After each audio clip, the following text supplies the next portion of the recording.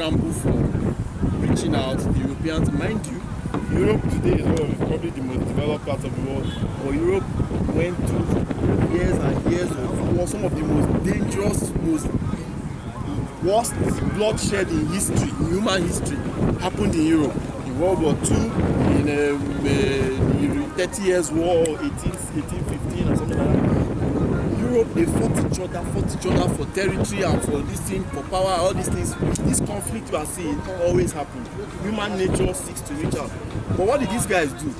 They reached out to other parts of the world which were obviously less developed, which were not educated. Europe had this age of enlightenment, a period when a lot of advances in politics, both in politics and philosophy, Renaissance, science, and all of those things helped them to transition away from, their politics were based on religion and the church, right? A lot of the wars they fought were religious wars, but this enlightenment enabled them to understand the phenomenon. They saw themselves, I've forgotten the guy who said it, but they said man is a custodian of this entity called Earth, and to unearth and to understand and to learn about it more, such that we'll be able to improve ourselves and build a better life to ourselves and our born generations.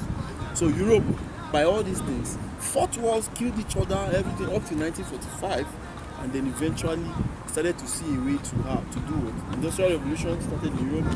They saw beyond all these issues. They made arrangements for sovereignty of nations, set up institutions that will help them to prevent one superpower imposing on a weaker power and all of that, and they organized themselves into achieving all of these they've achieved today. The colonial masters who left their country and reached out to the rest of the world were looking for places where there were resources, and they came here, and your animalistic leaders saw them. They gave them mirrors and hairbrush and things like that, and they were selling millions of our forefathers as slaves. Release all our resources to the people, release everything. I don't see. It's not a particular thing with Africans. Let me tell you. You can't tell me it's a particular I'm Nigerian. thing. Well, I was born Nigerian, but we can blame the white man. I'm Nigerian. I'm not even putting blame. We can blame the white man for the atrocities they did. Mind you, the Leopold, Belgium, and all these atrocities in Congo and all of that. They killed people and they did all of this. These people were simply doing all those because a lot of the things they were doing, they could not try it at home. The repression, the killing, you can't try it in England. But they reached out and did it elsewhere. Why? Because it's obtainable there. You can do it there.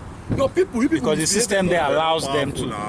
That's what I'm saying. They were simply doing things to improve the finances of their states, because they were taking resources from Nigeria and all these countries. Come and see they're against Nigeria. Against Nigeria, that's why for Also, I Nigeria. need you. This for Nigeria, this against Nigeria. No, I'm supposed to hear with that. He's the only one making this against Nigeria.